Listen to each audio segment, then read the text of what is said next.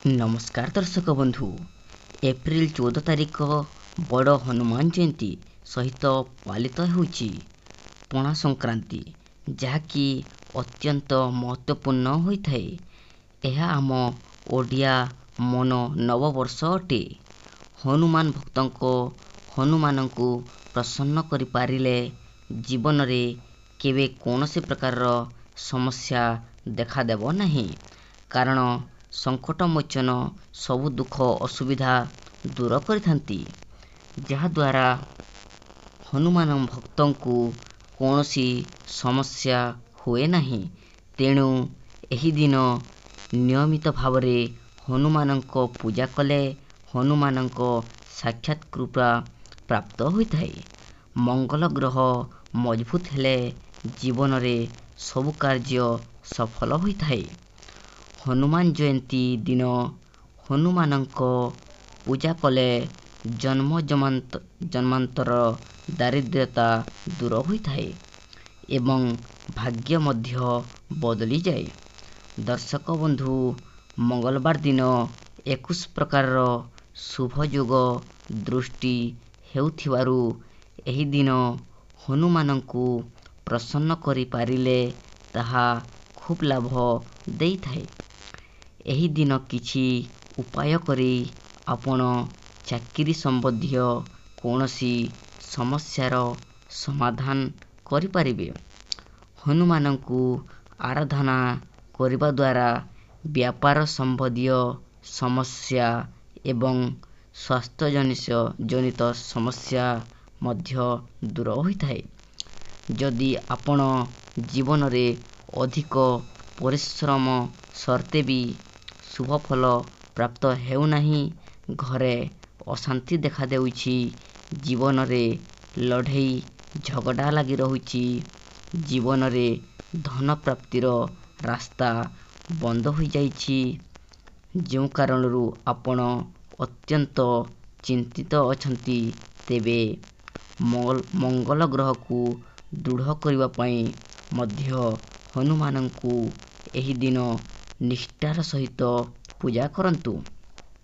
आउ किछि खास उपाय द्वारा मध्य एही सबु समस्या दूर होई पारिबो।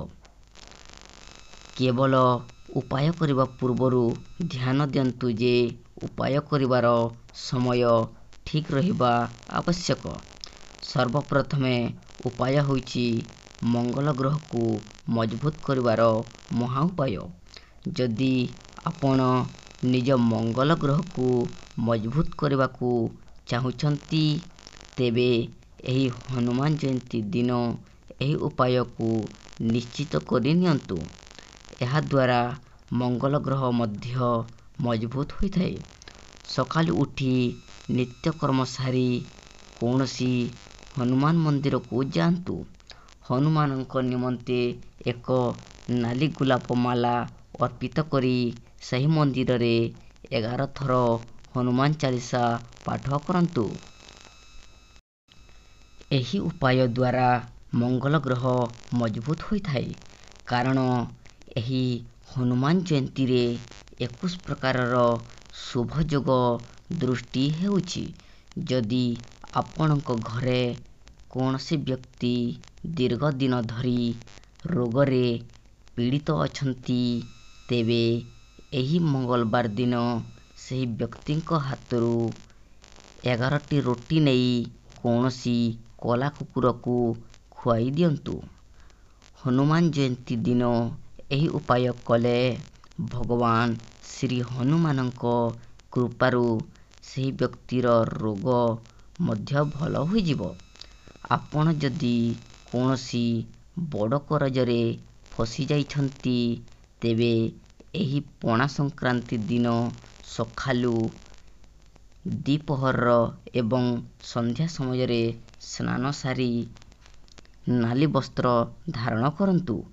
एहा परे भगवान हनुमानंकु लड्डू भोग लगाई 11 थर हनुमान चालीसा पाठ करंतु। एही उपाय द्वारा मंगल ग्रह मजबूत होइथाए, कारण एही हनुमान जयंती रे 21 ପ୍ରକାରର ଶୁଭ ଯୋଗ ସୃଷ୍ଟି ହେଉଛି। ଯଦି ଆପଣଙ୍କ ଘରେ କୌଣସି ବ୍ୟକ୍ତି ଦୀର୍ଘ ଦିନ ଧରି ରୋଗରେ ପୀଡ଼ିତ ଅଛନ୍ତି, ତେବେ ଏହି ମଙ୍ଗଳବାର ଦିନ ସେହି ବ୍ୟକ୍ତିଙ୍କ ହାତରୁ 11 ଗୋଟି ରୁଟି ନେଇ କୌଣସି କୁକୁରକୁ ଖୁଆଇ ଦିଅନ୍ତୁ। ହନୁମାନ ଜୟନ୍ତୀ ଦିନ ଏହି ଉପାୟ କଲେ ଭଗବାନ ଶ୍ରୀ ହନୁମାନଙ୍କ କୃପାରୁ ସେହି ବ୍ୟକ୍ତିର ରୋଗ ମଧ୍ୟ ଭଲ ହୋଇଯିବ।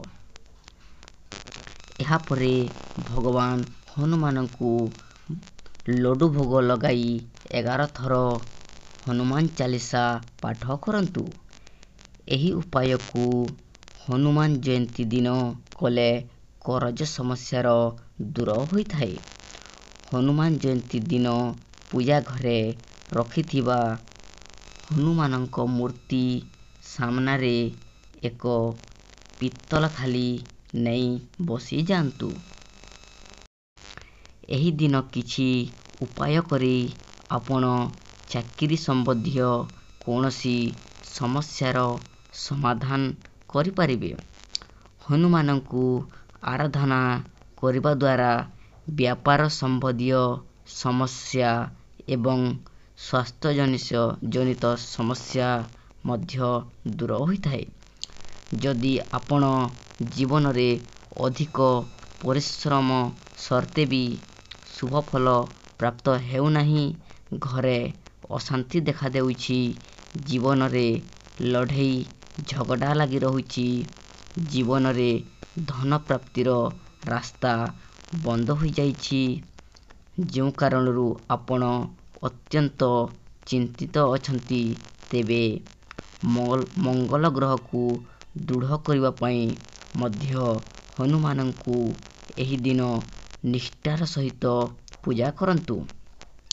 ଆଉ କିଛି ଖାସ୍ ଉପାୟ ଦ୍ୱାରା ମଧ୍ୟ ଏହିସବୁ ସମସ୍ୟା ଦୂର ହୋଇପାରିବ।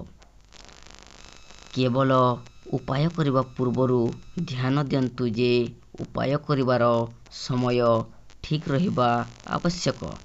ସର୍ବପ୍ରଥମେ ଉପାୟ ହେଉଛି ମଙ୍ଗଳ ଗ୍ରହକୁ ମଜବୁତ କରିବାର ମହା ଉପାୟ।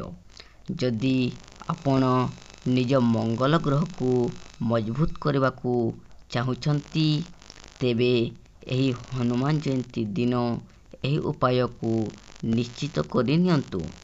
ଏହାଦ୍ୱାରା ମଙ୍ଗଳ ଗ୍ରହ ମଧ୍ୟ ମଜବୁତ ହୋଇଥାଏ।